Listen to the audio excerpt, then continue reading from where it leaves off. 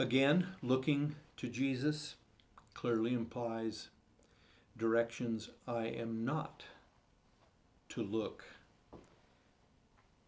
We find here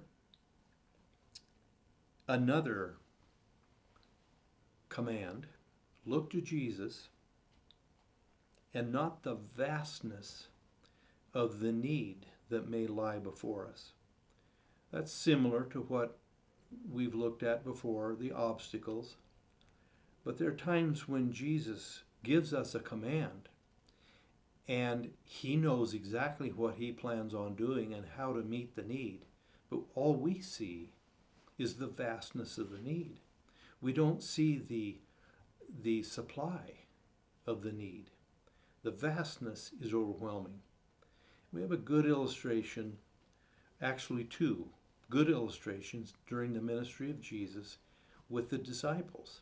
And it's astounding to me how these two things happen, one after the other, in fairly close proximity. And the disciples learn nothing from it. First, we find that Jesus had a large crowd of people following him. This is likely in his first year of ministry.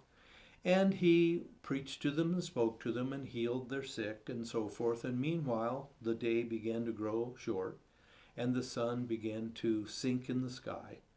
And Jesus said to his disciples, the day is fast coming to a close, and these people have been with us all day, and they don't have anything to do or anything to eat, any place to go, and I'm concerned for them. So he said, you need to feed them.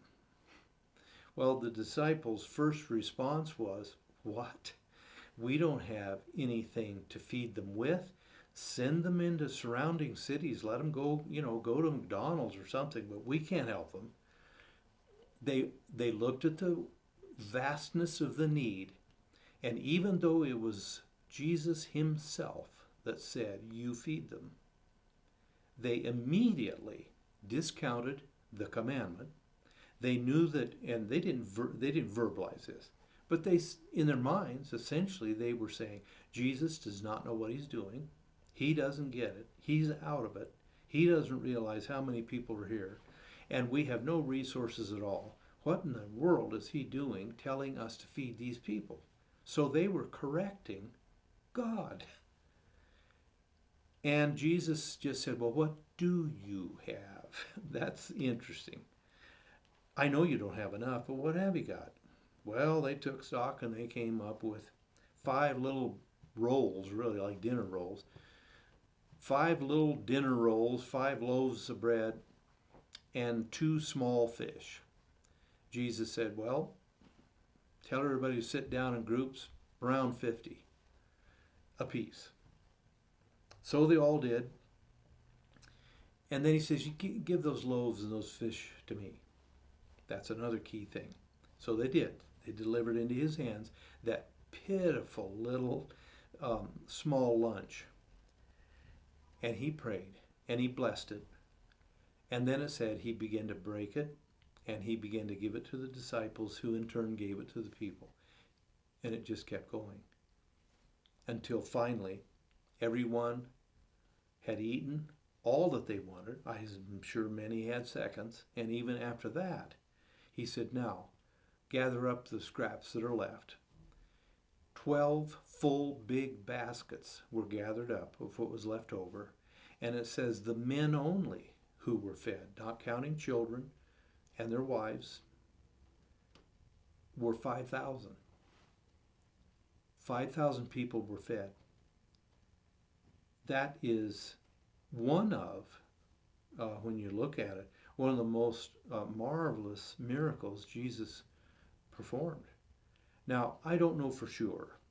I think it could not have been any more than into the second year of Jesus' ministry, or maybe less, that they were faced with a second situation, almost verbatim. And the day was getting short. People didn't have anything to eat. And Jesus said, you give them something to eat. Here's what's amazing to me. Let's say it was 6 months, even a year. I don't care how long it was. If I had been one of the disciples and I had watched Jesus take 5 little dinner rolls, 2 small fish, and feed maybe 10 to 15,000 people total when you get done, I think I would have remembered that. And so when this next occasion, just like it, comes up, Jesus says the same thing, give them to eat. Well, Philip this time answered, and he checked with the treasurer. And he said, count up how much we've got in our little bag here. And he said, we've only got 200 pennies, basically. It turns out it's around $25, $28, $30. And he said, how in the world are we going to buy enough food for all these people with about $25 to $30? Jesus said, make them sit down. What have you got? Once again, they scrounge up a few loaves and some fish. And he feeds them again, prays again, and this time they gathered up 7 full baskets of leftovers. And it turns out that the group of people who ate, the men, were 4,000. And you count women and children, which we have to estimate, that was still a very large group of people. Now here's the thing that always puzzles me. I can understand the disciples in that first event saying, there's no way. They'd never faced this before. But Jesus fed the 5,000. The next group was a little bit less, 1,000 men less. Same circumstances, same command, same exclamation out of the disciples, there's no way, we can't do it. They'd already seen Jesus do it once, and this was a little bit less. Yet, it was as if they'd never seen, forgotten completely, the feeding of the 5,000. I fear that we do the same thing. We can see Jesus in our lives, in days past, when he marvelously worked out details, brought circumstances together in a providential way, got us out of situations we did not see any escape route possible, dropped something into our lap, a new job, whatever I needed, he took care of it. It was an overwhelming, vast need to me, but he took care of it. And how quickly after that do we once again face an insurmountable, seemingly vast need, and we say the same thing. Well, there's no way in the world we're going to get out of this. Looking unto Jesus. In both cases, they got their eyes off Jesus, and they put them on what little they had, whether it was money or food or whatever it was. They looked at what little they had and the vastness of the need and declared it impossible. But they forgot Jesus. So, looking unto Jesus, not at the seeming overwhelmingness of the need.